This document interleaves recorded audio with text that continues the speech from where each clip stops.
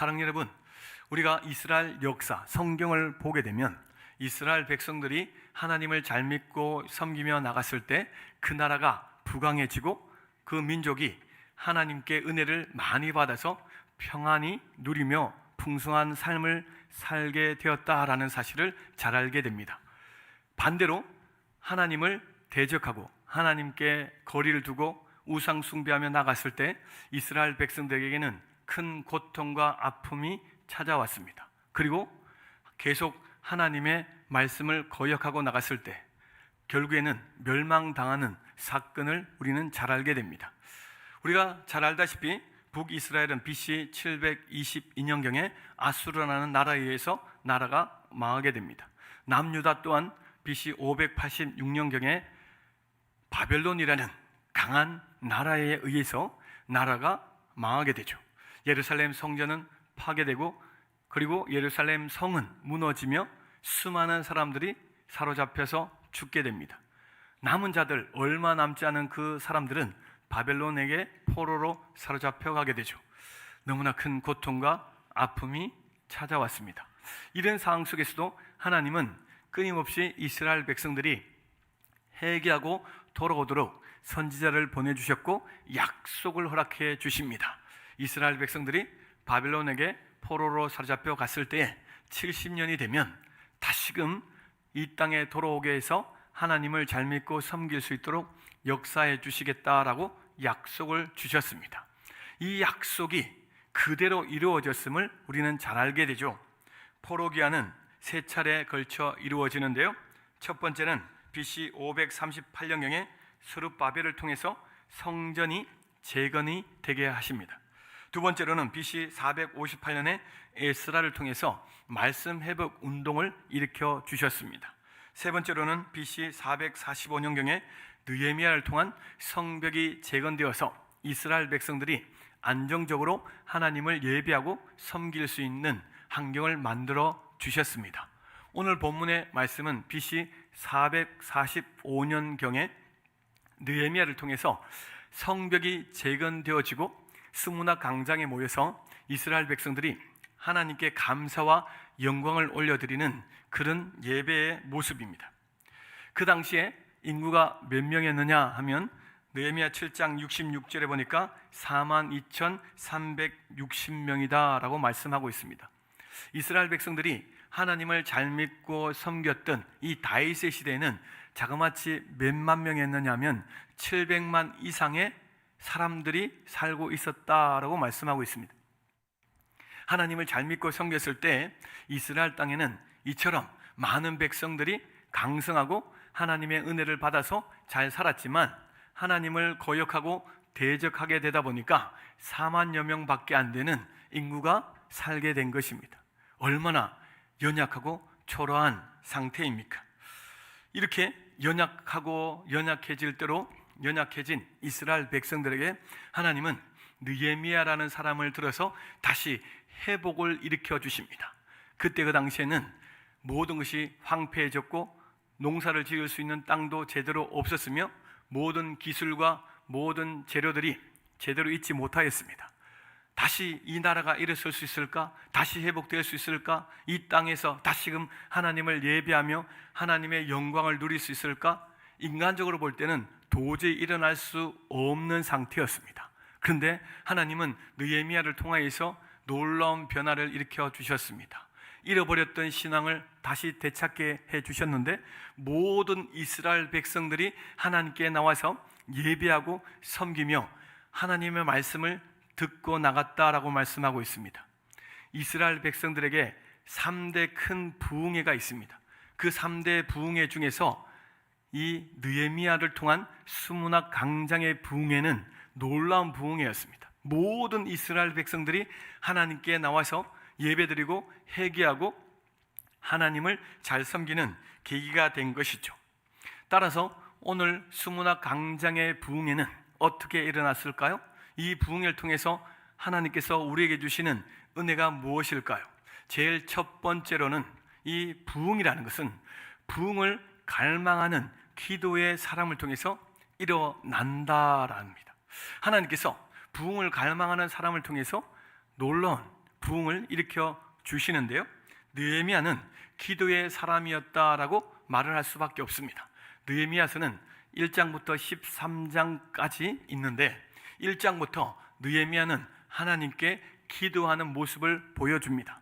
사실 느헤미야라는 이름의 뜻은 여호와께서, 하나님께서 나의 위로자이십니다라는 뜻이에요. 하나님의 위로를 이스라엘 백성들에게 전하시기 위해서 느헤미야를 사용하여 주셨음을 우리는 알게 됩니다. 이 느헤미야는 이스라엘 땅에서 태어난 사람이 아니었습니다. 바벨론에게 포로로 사로잡혀간 그 부모를 통해서 바벨론 땅에서 태어난 사람이었습니다. 우상 숭배가 가득하고 하나님을 믿지 않는 그곳에서 하나님을 섬기고 하나님께 기도한 기도의 사람인 것입니다. 너무나 놀라운 은혜를 받은 사람이죠.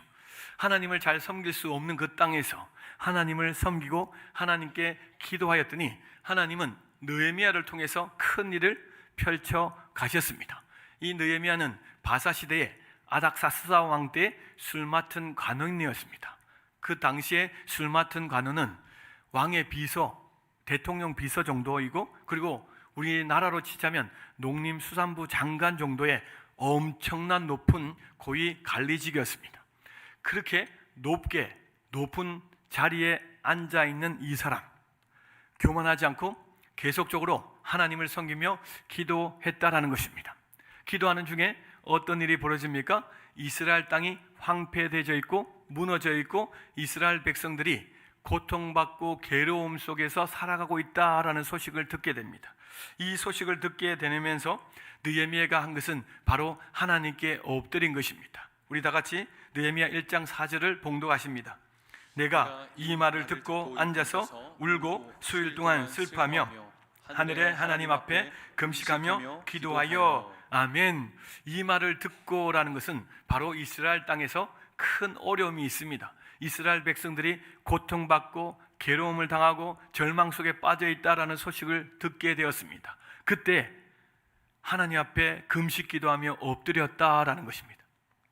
사실 이스라엘은 나라가 망했습니다. 사라지고 없습니다. 느헤미야는 혼자 잘 먹고 잘 살 수 있는 그런 상황에 놓여 있지요.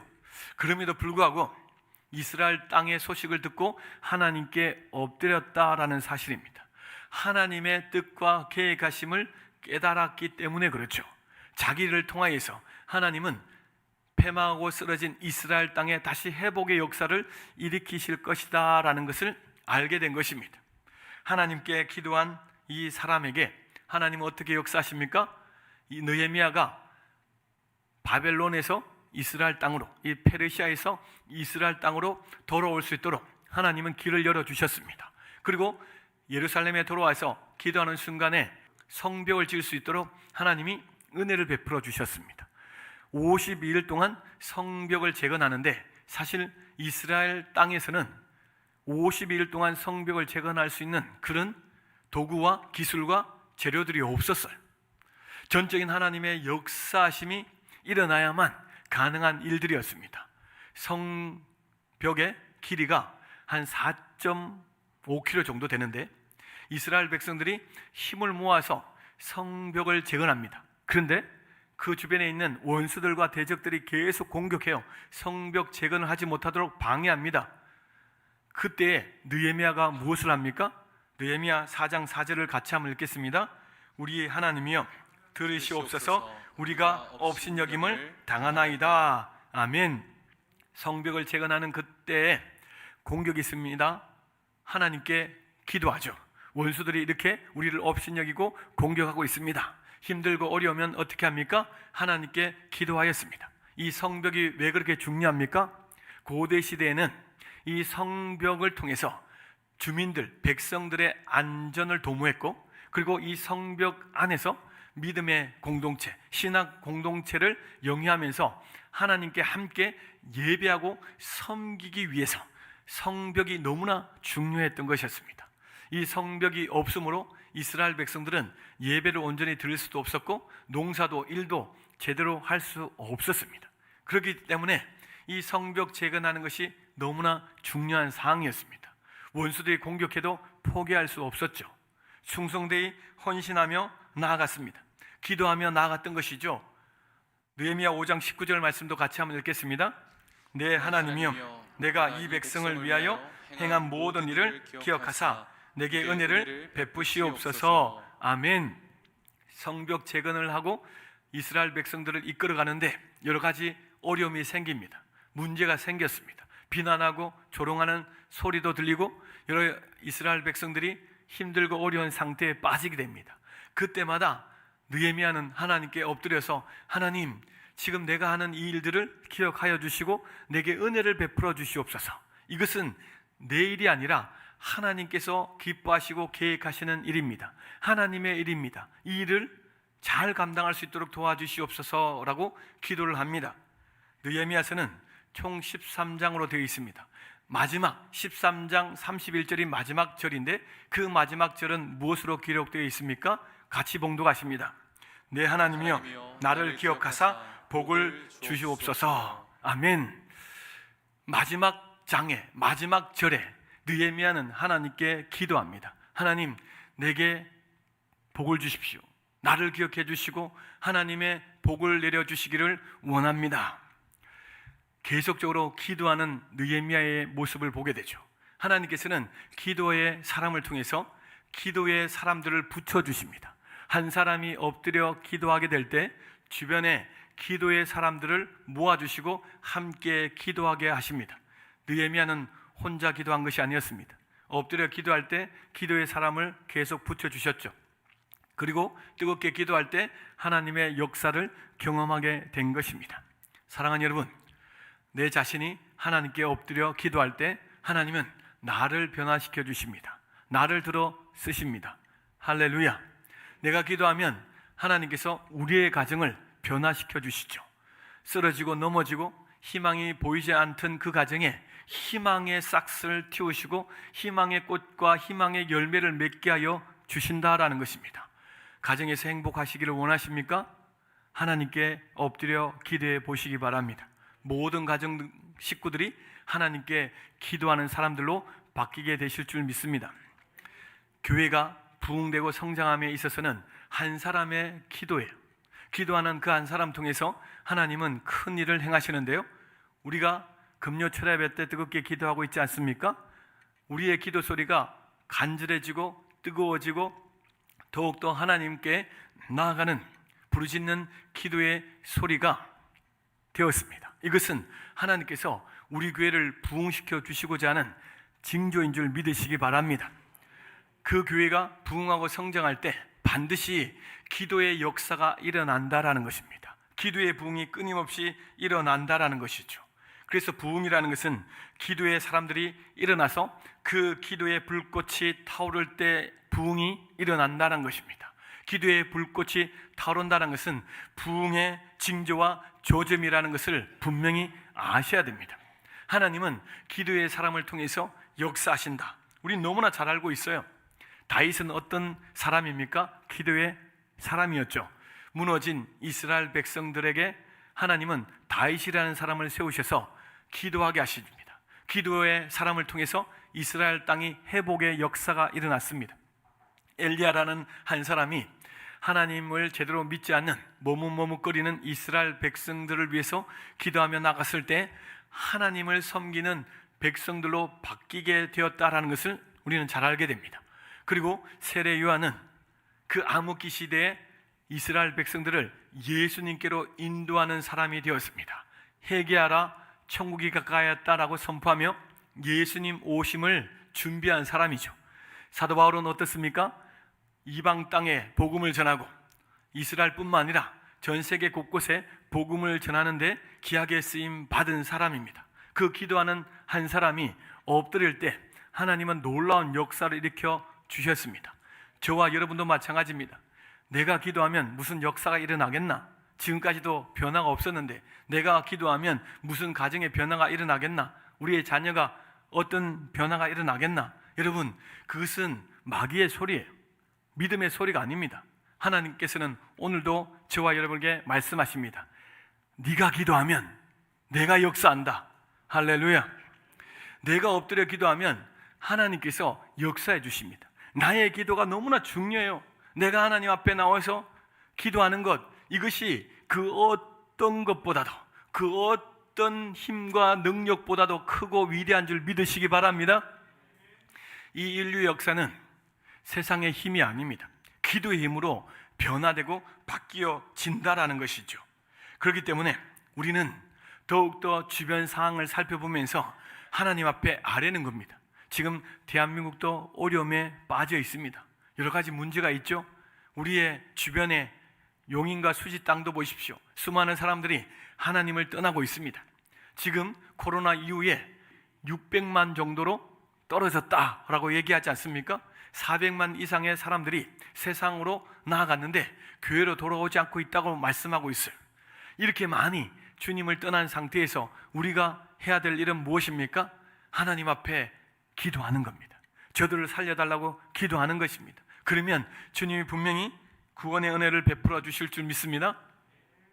두 번째로, 이 부흥이라는 것은 하나님의 말씀을 사모하고 경청할 때 일어난다라는 것입니다. 이스라엘 백성들은 52일 동안 성벽을 재건했는데요, 이것은 우리의 힘으로 성벽 재건한 것이 아님을 분명히 알게 되었습니다. 원수들의 공격도 있었고 기술도 부족했는데 어떻게 해서 이런 일이 벌어졌는가? 이스라엘 백성들은 이구동성으로 이렇게 얘기합니다. 이것은 하나님께서 이루신 것입니다. 이것은 하나님의 역사다라고 다 외친 것이죠. 하나님께 감사했습니다. 하나님께 나아갔습니다. 하나님의 은혜를 받은 사람들의 특징은 무엇인 줄 아십니까? 하나님의 살아계시고 도우심을 경험한 사람들의 특징인 무엇인 줄 아십니까? 내 마음속에 하나님의 말씀, 하나님의 뜻과 하나님의 존재, 하나님이 어떤 분이신가를 알고 싶은 갈망이 불타오른다라는 것입니다. 이스라엘 백성들은 깨달은 것이죠. 예루살렘으로 돌아와서 말씀을 듣지 못하여서 이렇게 힘들고 어려운 상황에 빠졌다는 것을 깨달았어요.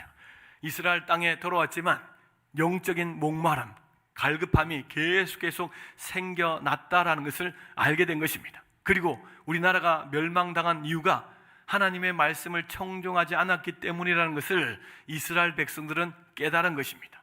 따라서 이 수문학 강장에 모인 이스라엘 백성들은 자발적으로 모였습니다. 누군가가 모여라 라고 한 것이 아니고 여러 사람들이 모여서 계속 모여서 하나님 말씀을 듣고 싶습니다. 하나님, 우리에게 말씀을 전해주십시오 라는 그런 마음으로 나왔던 것입니다. 1절 말씀을 같이 한번 봉독하십니다. 이스라엘 자손이 자기들의 성읍에 거주하였더니 7째 달에 이르러 모든 백성이 일제히 수문학 강장에 모여 학사 에스라에게 여호와께서 이스라엘에게 명령하신 모세의 율법책을 가져오기를 청하매. 아멘. 지금 이스라엘 백성들은 왜 우리가 이런 고통과 고난에 빠졌는지, 왜 이렇게 슬픔을 당했는지를 깨달은 걸, 하나님의 말씀을 듣지 않았구나, 하나님께 나아가지 못했구나 라는 사실을 깨달아서 하나님의 말씀을 듣게 해주십시오 라고 간청하고 있는 것입니다. 사랑하는 여러분, 하나님의 말씀을 들을 때 어떤 역사가 일어납니까? 하나님의 말씀을 들을 때 우리의 영적인 목마름과 갈증이 해결되는 줄 믿습니다. 내가 어떤 삶을 살았는지도 하나님은 알게 하세요. 왜 나의 과거가 지금 현재의 이 상황이 힘들어지고 어려워졌는지를 하나님은 말씀을 통해서 깨닫게 하십니다. 그리고 하나님을 만나게 하심으로 하나님의 뜻을 깨닫게 되어서 그 말씀에 순종하며 살아갈 수 있도록 역사해 주십니다. 이스라엘 백성들은 말씀을 받을 때 이런 자세로 말씀을 받았습니다. 3절 말씀 같이 읽겠습니다. 수문학 강장에서 새벽부터 정오까지 남자나 여자나 알아들을 만한 모든 사람 앞에서 읽음에 무백성이 그 율법책에 귀를 기울였는데. 아멘. 새벽부터 정오까지 거의 6시간 동안 하나님의 말씀을 듣습니다. 그때 그 당시에는 성경이 각 가정에 없었어요. 성경이 너무나 귀했습니다. 성전이나 특별한 사람들이 하나님 말씀을 잘 관리하는데요, 말씀을 듣고 싶을 때는 성전에 나오거나 예배를 드릴 때 말씀을 들을 수밖에 없었습니다. 그래서 학사 겸 제사장인 에스라를 통해서 말씀을 듣게 해달라고, 레위 사람들을 통해서 하나님의 말씀을 듣게 해달라고 기도하며 나왔던 것입니다. 여러분 5절 말씀에도 보십시오. 에스라가 모든 백성 위에 서서 그들 목전에 책을 펴니 책을 펼 때 모든 백성이 일어서니라. 말씀을 들을 때 일어서서 6시간 동안 말씀을 들었다는 것입니다. 이것은 말씀에 대한 갈급함이고 하나님을 경외하는 모습으로 지금 이스라엘 백성들은 있는 것입니다. 말씀을 듣고자 하는 간절한 마음이 표현되어진 것이죠. 6절 말씀을 같이 봉독하십니다. 에스라가 위대하신 하나님 여호와를 송축하며 모든 백성이 손을 들고 아멘 아멘 하고 응답하고 몸을 굽혀 얼굴을 땅에 대며 여호와께 경배하니라. 아멘. 지금 에스라가 하나님을 송축하고 높입니다. 하나님의 그 위대하심을 전하며 나갈 때 이스라엘 백성들은 아멘 아멘 아멘 외치면서 하나님 앞에 나아갔습니다. 그리고 무릎 꿇고 얼굴을 땅에 대면서 하나님을 경외하는 모습을 보여준 것입니다. 겸손히 하나님의 말씀을 듣고자 하나님 앞에 있음을 표현하는 모습들이죠. 이렇게 하나님께 나와서 간절히 말씀을 듣습니다. 장마치 18절 이후에 보니까 일주일 동안 말씀을 들었다라고 말씀하고 있어요. 이 초막 절기를 지키면서 하나님의 말씀을 계속 들었습니다. 예수님께서는 마태복음 4장 4절에 이렇게 말씀하셨죠. 사람이 떡으로만 사는 것이 아니요 하나님의 입에서 나오는 말씀으로 살 것이라. 아멘. 주님은 분명히 말씀하십니다. 마귀 사탄의 유혹에서도 이 말씀으로 물리치셨습니다. 우리는 이 세상을 살아가는 동안 세상의 것들을 계속 가지고 누리고 먹고 마십니다. 세상의 것이 가득 채워지면 행복해질 줄 알고 계속 세상의 것을 채워나갑니다. 사랑하는 여러분, 우리는 세상의 것으로 만족하는 사람들이 아니에요. 세상 것을 계속 채우면 채울수록 더욱더 목말라집니다. 세상 것은 잠시의 기쁨입니다. 영원한 기쁨이 아니에요. 세상 것을 계속 추구하다가 중독에 빠져서 그 인생이 비참하게 멸망당하는 모습들을 얼마나 우리는 자주 봅니까? 우리는 무엇으로 행복해지고 만족을 누리느냐? 하나님의 말씀을 계속 채워줄 때 내 안에 진정한 만족을 누리게 될 줄 믿습니다. 하나님께서는 이 말씀 속에서 우리가 어떻게 살아야 되는지, 어떤 기쁨과 즐거움이 있는지, 하나님을 어떻게 섬길 때 복을 받는지를 다 알게 해주셨어요. 구원의 은혜를 베풀어 주신 것입니다. 그래서 내가 말씀을 계속 묵상하고 읽는다라는 것은 하나님이 나를 변화시키시기 위해서, 우리 가정을 변화시키시기 위해서 지금 일하시고 계심을 믿으시기 바랍니다. 로마서 10장 17절도 같이 봉독하십니다. 믿음은 들음에서 나고 들음은 그리스도의 말씀으로 말미암느니라. 아멘. 우리가 믿음 생활 잘하는 것은, 내가 믿음을 잘 가지고 예수를 잘 믿을 수 있는 것은 말씀을 읽고 듣고 묵상할 때요. 성경 말씀을 잘 펴지 않으면 믿음이 잘 자라나지 않아요. 왜 영양실조에 걸립니까? 제대로 된 영양분을 먹지 못하면 영양실조에 걸리잖아요. 신앙생활도 마찬가지입니다. 단 일주일만 잘 말씀 읽고 묵상해도 10년 신앙생활하는 사람보다 더 빨리 성장하는 사람이 있어요. 먼저 된 자가 나중되고 나중된 자가 먼저 된다라는 말씀 있잖아요. 여러분, 한 달을 제대로 믿으면 20년, 30년 그냥 교회만 왔다 갔다 하는 사람보다 더 큰 믿음을 가질 수가 있어요.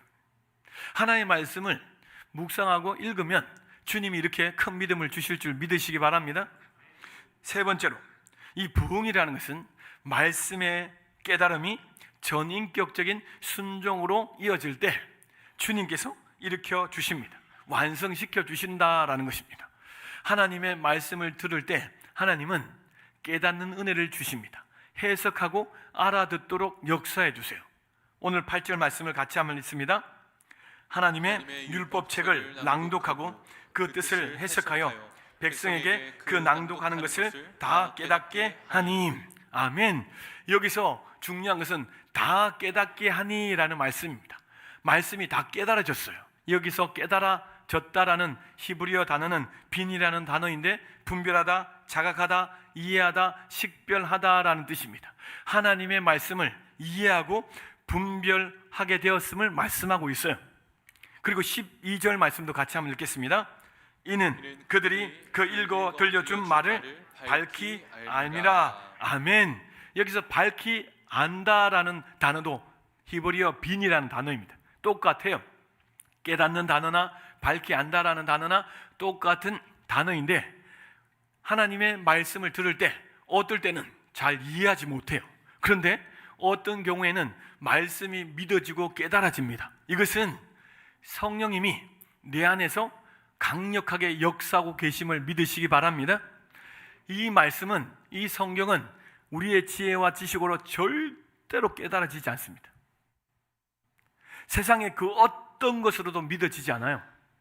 내가 성경이 믿어지고 말씀을 들을 때 깨달아지고 내 마음에 아멘, 아멘, 아멘이 나온다는 것은 내 안에 성령님께서 강력하게 역사하고 계시기 때문인 줄 믿으시기 바랍니다.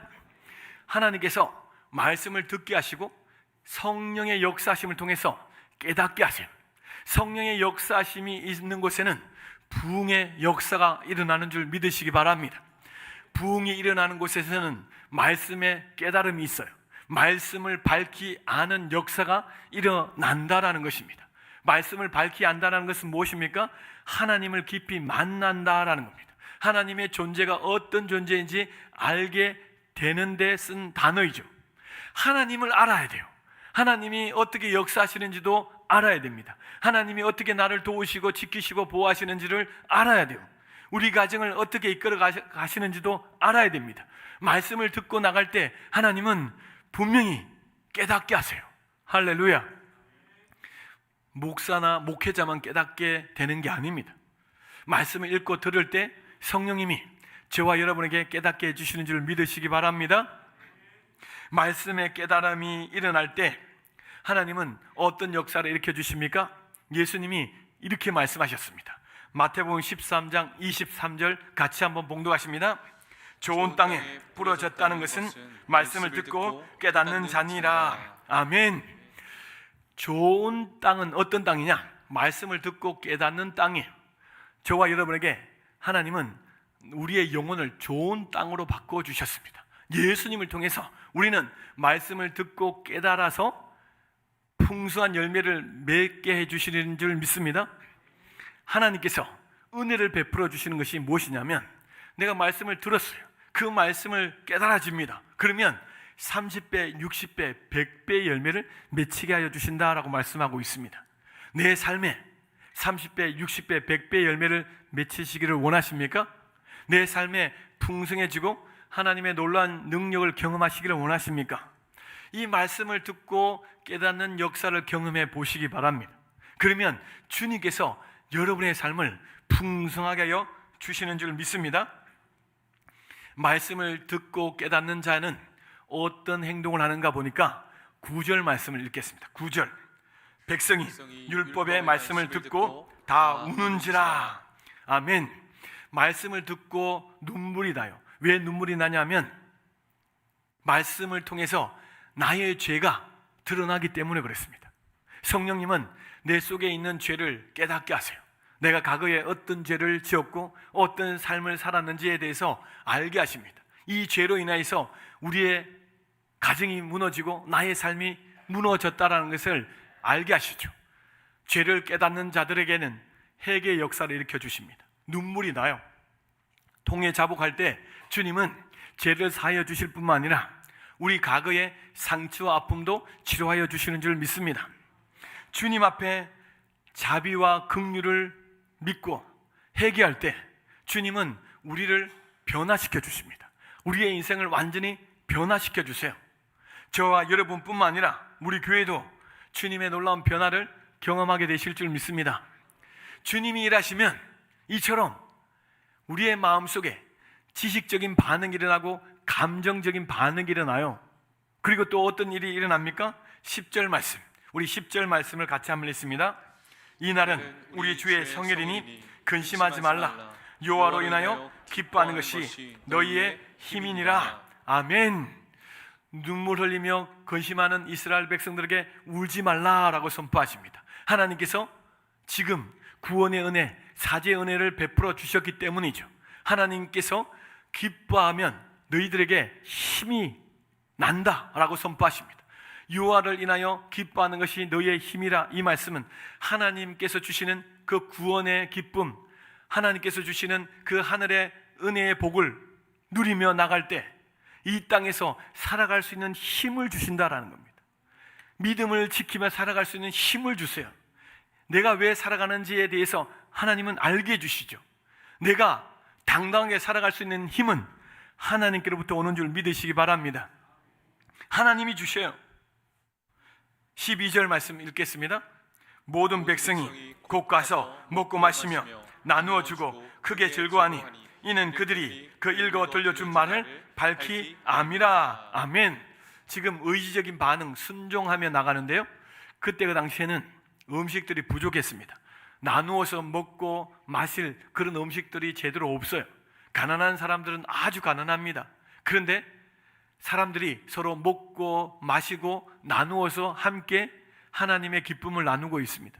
이것은 하나님의 은혜를 받으면 부족하고 연약한 사람, 힘들고 어렵게 사는 사람들에게 관심을 가지고 기도를 하면서 그들을 주님께로 인도한다라는 사실입니다. 할렐루야. 하나님께서는 지치고 쓰러진 사람들을 살려내기를 원하세요. 그리고 마귀에게 사로잡혀서 고통받고 있는 사람들에게 이 하나님의 복음을 전해서 살려내시기를 원하신다라는 것입니다. 예수님께서 이렇게 말씀하셨습니다. 마태복음 10장 42절 말씀 읽고 마치도록 하겠습니다. 이 작은 자 중 하나에게 냉수 한 그릇이라도 주는 자는 내가 진실로 너희에게 이르노니 그 사람이 결탄코 그 상을 잃지 아니하리라. 아멘. 지금 영적으로 고통받고 세상에서 찢기고 상처받고 눈물 흘리고 괴로워하는 그 사람에게 관심을 가지고 복음을 전합니다. 그러면 주님이 그 영혼을 변화시켜 주세요. 큰 상을 주시겠다라고 말씀하시죠. 사랑 여러분, 하나님은 우리에게 은혜를 주시는 이유가 무엇입니까? 우리에게 능력을 주시는 이유가 무엇입니까? 우리를 통해서 우리의 가정이 살아나게 하십니다. 우리를 통해서 우리 다락방이 살아나게 하십니다. 나를 통해서 우리 교회가 살아나게 하시는 것인 줄 믿으시기 바랍니다. 우리 교회가 살아나면 이 지역이 살아나고 이 나라가 살아납니다. 주님은 우리를 주목하고 계십니다.